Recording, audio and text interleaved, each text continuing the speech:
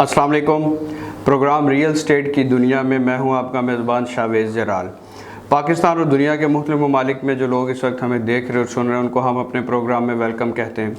जैसा कि हमारे प्रोग्राम का फॉर्मेट है कि हम रियल स्टेट के बिज़नेस से वाबस्ता जुड़े हुए बिज़नेस टाइकून्स या जो शख्सियात हैं जिन्होंने इस फील्ड में अपना नाम बनाया उनको अपने प्रोग्राम में मदऊ करते हैं और उनसे जानते हैं और आप तक पहुंचाते हैं ऐसे गुर, ऐसे तरीके, स्ट्रेटजीज़ कि जिनसे आप भी रियल स्टेट के सेक्टर में या कंस्ट्रक्शन इंडस्ट्री में अच्छा पैसा कमा सकते हैं, अच्छा नाम कमा सकते हैं। इसी सिलसिले में आज जिस ग्रुप को हमने अपने प्रोग्राम में मदऊ किया है, बालाज सुल्तान एसोसिएट्स, उनके MD बिलाल मुस्तफ़वी साहब हमारे साथ इस वक्त मौजूद हैं। Sir, welcome to the show. Thank you very much. Bilal साहब, बालाज सुल्तान एसोसिएट्स की अगर बात की जाए तो आप इस वक्त पाकिस्तान में किन किन प्रोजेक्ट्स में काम कर रहे हैं और आपका जो है वो स्ट्रेटजीज़ क्या है इस हवाले से? जी, बालाज सुल्तान एसोसिएट ये हमारी रियल स्टेट सेक्टर में रजिस्टर्ड फर्म है। तो इसके तहत हम रियल स्टेट सेक्टर में मुख्तलिफ प्रोजेक्ट्स में काम कर रहे हैं थ्रू आउट द कंट्री।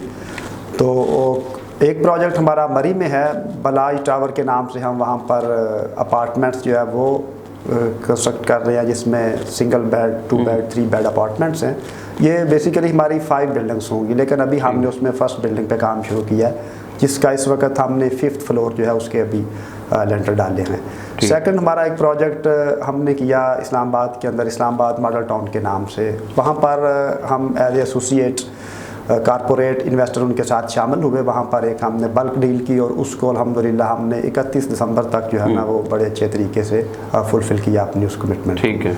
उसके बाद जो है वो अभी हम गोल्फ रेजिडेंशिया खारिया में अभी काम कर रहे हैं। एक हमारा प्रोजेक्ट आगे फ्यूचर में इंशाल्लाह कमिंग सून है लाहौर के अंदर। ठीक है। तो ये हमारा बालाज सुल्तान एसोसिएट के तहत जो है। सर, जिस तरह के आपने डिफरेंट प्रोजेक्ट्स की बात की, सारे रियल स्टेट के प्रोजेक्ट्स हैं, तो आप सिर्फ रियल स्टेट की मार्केटिंग करते हैं या कंस्ट्रक्शन का भी आपका सेक्टर है? आपका ग्रुप कंस्ट्रक्ट करके भी देता है घर? जी बिल्कुल, कंस्ट्रक्शन में अभी हमने न्यूली इसमें कदम रखा है। और मरी के अंदर जो हमारे विलास हैं, बालाज विलास और बालाज टावर, बालाज टावर की तो कंस्ट्रक्शन बाकायदा तौर पर शुरू हो चुकी है। विलास अभी हमने प्लान किए थे, लेकिन वो कोरोना के मामला की वजह से थोड़ा पेंडिंग किया। अभी नेक्स्ट ईयर हम इंशाल्लाह उनको जनवरी से दोबारा उनकी कंस्ट्रक्शन शुरू करने जा रहे हैं। अगर हम बात करें गोल्फ रेजिडेंशिया की, तो आप as authorise business partner Golf Residencia में भी काम कर रहे हैं, तो आप क्या समझते हैं कि इस प्रोजेक्ट के हवाले से आम प्रोजेक्ट से ये कितना डिफरेंट प्रोजेक्ट है? ये प्रोजेक्ट जो है ये बेसिकली यहाँ पर अगर हम देखें तो इस रीजन के अंदर एक बहुत बड़ी चेंज लाने जा रहा है। वैसे भी ये जो हमारा रीजन है, जिसमें गुजरात डिस्ट्रिक्ट आ गया, हमारा झेलम आ जाता है, साथ उसके हम अगर शामिल करें तो मीरपुर और भिम्बर डिस्ट्रिक्ट, ये सारा एक रीजन बनता है जिनके अंदर मेगा प्रोजेक्ट्स की ज़रूरत है। यहाँ पर मेगा प्रोजेक्ट्स नहीं हैं और नीड बहुत ज़्यादा है। यहाँ का जो कल्चर है, यहाँ का जो सकाफ़त है यहाँ की, वो बड़ी तेज़ी के साथ पिछले 20-30 साल में चेंज हुई है। बिज़नेस ट्रेंड चेंज हुए हैं, ओवरसीज़ ज़्यादा कम्युनिटी है, उनकी नीड डिफरेंट्स हैं और उनको फुलफ़िल करने के लिए यहाँ पर प्लानिंग के साथ सोसाइटीज़ मौजूद नहीं थी। तो अभी गोल्फ रेजिडेंशिया जो है, इसने यहाँ पर आकर उस एक नीड को बड़े अच्छे तरीके से फुलफ़िल करने के लिए एक इनिशिएटिव लिया है। ठीक है। तो ये प्रोजेक्ट जो है ये नीड बेस्ड है, इसकी डिमांड है। ठीक है, लोग अच्छी लिविंग चाहते हैं, लोग मॉडर्न अर्बनाइजेशन में जाना चाहते हैं। ठीक है, तो ये प्रोजेक्ट जो है इन सारी रिक्वायरमेंट्स को फुलफ़िल करता हुआ इंशाल्लाह सामने आएगा। और जो इसकी टाउन प्लानिंग की गई है, ये एक किसी भी मेगा प्रोजेक्ट की टाउन प्लानिंग जो है उससे मीट विद करती है। ठीक है। एज़ पर योर एक्सपीरियंस, आपका काफ़ी अरसे से मार्केट का एक्सपीरियंस है, तो अगर डिस्ट्रिक्ट गुजरात की बात की जाए तो गोल्फ रेजिडेंशिया के हवाले से इन्वेस्टर्स का रुझान कैसा और पब्लिक इसको कैसा देख रही है? ये बड़ा रेलेवेंट पॉइंट है कि प्रोजेक्ट उस वक्त ही कामयाब होते हैं जब उनकी तरफ इन्वेस्टर आता है और एंड यूज़र आता है। इन्वेस्टर से भी ज़्यादा इंपॉर्टेंस एंड यूज़र की होती है। इन्वेस्टर तो जब देखें, ये प्रोजेक्ट जो है इसकी प्लानिंग शुरू हुई थी जनवरी में इस साल ही, तो कंपनी ने अपना, मैनेजमेंट ने अपना जो है वो इसके ऊपर काम शुरू किया। इसके लीगल एस्पेक्ट्स जो है उनको कवर करना शुरू किया। इसके जो ज़मीन की खरीदारी के मामला थे उनको कवर करना शुरू किया, उनके ऊपर काम शुरू किया। तो उस वक्त ही इन्वेस्टर जो हैं एकदम उन्होंने इसकी तरफ तवज्जो की। और ये इन्वेस्टर सिर्फ गुजरात का नहीं है, क्योंकि हम यहाँ पर बैठे हैं और हम उस वक्त इस्लामाबाद मॉडल टाउन का प्रोजेक्ट था, उसको वाइंड अप कर रहे थे, उसके फर्स्ट फेज़ को वाइंड अप कर रहे थे, सेकंड तो अभी आगे आ रहा है। तो उस वक्त हमने इस्लामाबाद के अंदर इसकी गूंज सुनी, हम लाहौर में गए, लाहौर के अंदर इन्वेस्टर्स के अंदर इसकी हमने बात सुनी, जो रियल एस्टेट के लोग हैं वो इसकी बात करते थे, खारियाँ रीजन की, गुजरात रीजन की और इस प्रोजेक्ट की। तो इन्वेस्टर तो उसी वक्त इसके अंदर आ गए। ये फरवरी के अंदर जब इसका PP1 आया था गालबन 22 फरवरी को, तो उस वक्त तक इन्वेस्टर जो थे वो मैक्सिमम इसके अंदर इन हो चुके थे और हम भी मार्च के फर्स्ट वीक में इसमें इन हो गए। उसके बाद जब ये पब्लिकली ओपन हुआ तो गुजरात के अंदर हमने देखा, खारियाँ में देखा, मीरपुर में देखा, ओवरसीज़ जो क्लाइंट्स हैं हमारे इस रीजन के, उन सब लोगों ने इसको अप्रिशिएट किया। और काफ़ी सारी ख़रीदारी जो है वो एंड यूज़र के यानी इन्वेस्टर के हाथ नहीं आई पहले, बल्कि वहाँ से डायरेक्ट ही एंड यूज़र के पास चली गई। इन्वेस्टर को अपना जो है यहाँ पर माल रखना नहीं पड़ा दूसरे प्रोजेक्ट्स की तरह, बल्कि वो साथ ही सेल होता गया। और अल्हम्दुलिल्लाह सब जितने भी हमारे बिज़नेस एसोसिएट यहाँ पर बैठे हैं 20 के करीब लोग हैं, सब की सेल अल्हम्दुलिल्लाह बहुत अच्छी है और सब लोगों का बड़ा डिफरेंट एक्सपीरियंस हुआ। पिछले 5 साल में जो रियल एस्टेट सेक्टर के लिए दबाव था पाकिस्तान में, काफ़ी सारी मुश्किलात थी, उसमें काफ़ी सारे बल्कि मैक्सिमम प्रोजेक्ट्स जो थे उनके अंदर सेल परचेज जो थी बहुत कम थी। लेकिन इस प्रोजेक्ट और अभी जो अभी चल रहा है सिनेरियो करंट, इस गवर्नमेंट ने अभी गवर्नमेंट ऑफ पाकिस्तान ने जो रियल एस्टेट सेक्टर के लिए जो अभी सहूलतें दी, गालबन ये अप्रैल के फर्स्ट वीक में हुआ था, तो उसके बाद ये प्रोजेक्ट ख़ास तौर पे बड़ी तेज़ी के साथ सेल हुआ। उसकी रीज़न एक और है, वो ये है कि चूँकि हमारा ये ओवरसीज़ का हिस्सा है, तो यहाँ लोग जो है वो बाई करना चाहते हैं, चीज़ अच्छी लिविंग चाहते हैं, जिसका मैंने पहले जिक्र किया। तो मैक्सिमम लोग जो हैं उनकी जो है वो बाइंग लाहौर और इस्लामाबाद में और इवन के ग्वादर तक मौजूद है, हमारे खारियाँ, गुजरात, झेलम, मीरपुर के लोगों की।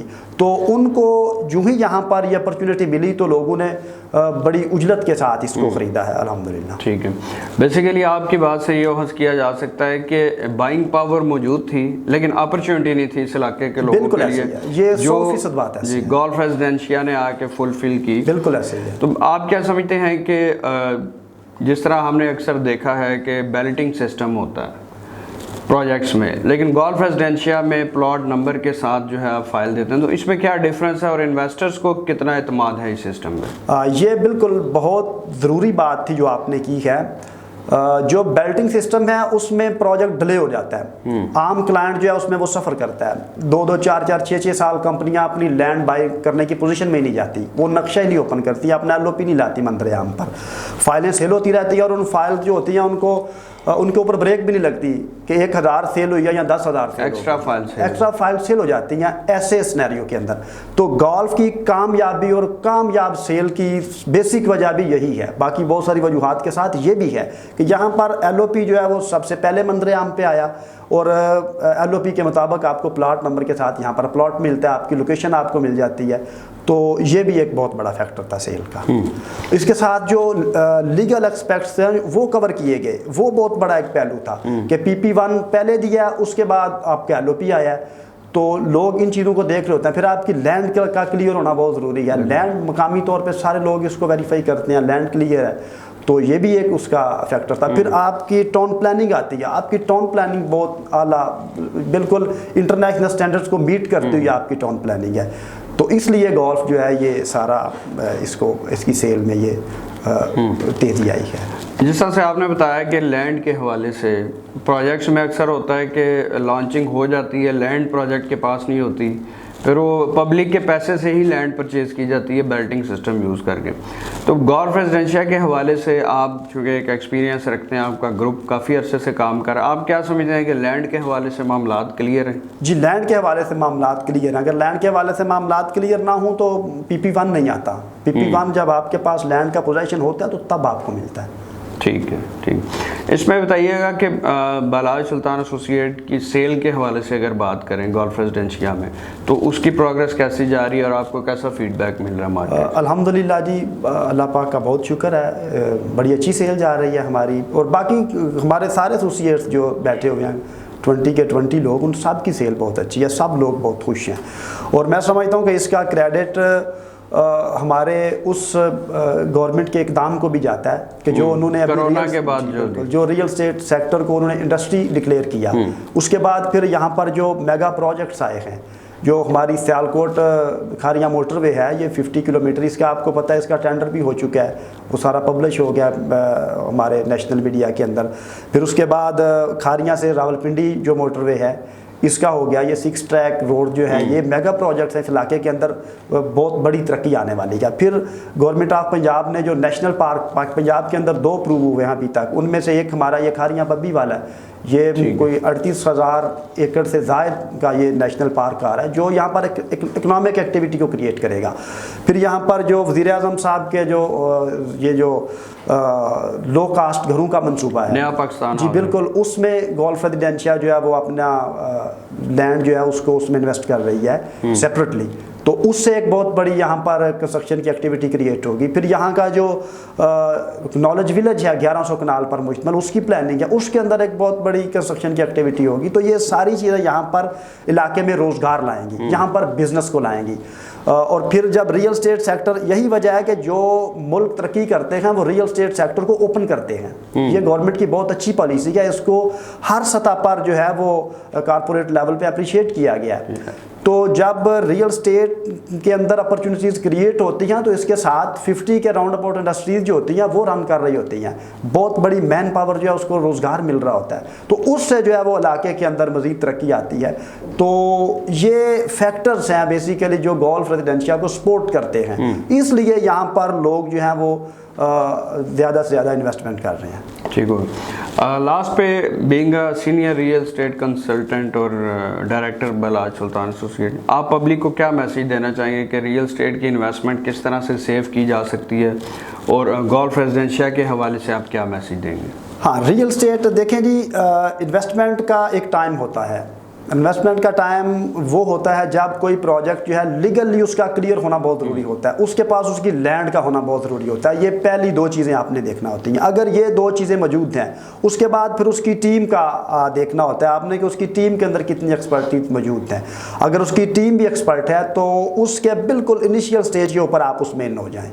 इसमें थोड़ा सा रिस्क होता है, लेकिन आप इन हो जाएं, वहां पर आप प्री लॉन्च फेज के अंदर अपनी प्रोडक्ट को हासिल कर लेते हैं, जब आप हाई प्रॉफिट, और उसके अंदर लेकिन फिर भी आपने वो 2-3 फैक्टर जो मैंने बताए उनको देखना होता है। अगर वो देखें, उसके ऊपर आप मुतमिन हैं, प्री लॉन्च में आप चले गए हैं, आपने अपनी इन्वेस्टमेंट कर दी है, उसके बाद कम वक्त में चीज़ों ने चूँकि ऊपर जाना होता है, जो ही डेवलपमेंट प्रोजेक्ट की शुरू होती है, प्रोजेक्ट की प्राइस जो है वो बढ़ती है, प्रोजेक्ट जो सेल होता है उसकी सप्लाई कम होती है, तो जारी बात है डिमांड बढ़ती है, उससे भी जो है वो प्राइसेस के अंदर जो है वो बेहतरी आती है। तो उसमें फिर आप इनिशियली आएंगे, फर्स्ट बायर होंगे, तो ज़्यादा वहाँ से आपको प्रॉफिटेबिलिटी के चांस होते हैं। एक चीज़ ये, दूसरी, जहाँ पर नक्शे के ऊपर LOP के ऊपर प्लाट सेल हो रहे होते हैं, वहाँ पर भी इनिशियल स्टेज पे आपको आना होता है, क्योंकि आपने वहाँ पर अपनी पसंद की लोकेशन को लेना होता है। तो ये 2 चीज़ें हैं, उनको आपने देखना होता है। फिर सबसे अहम बात ये है जो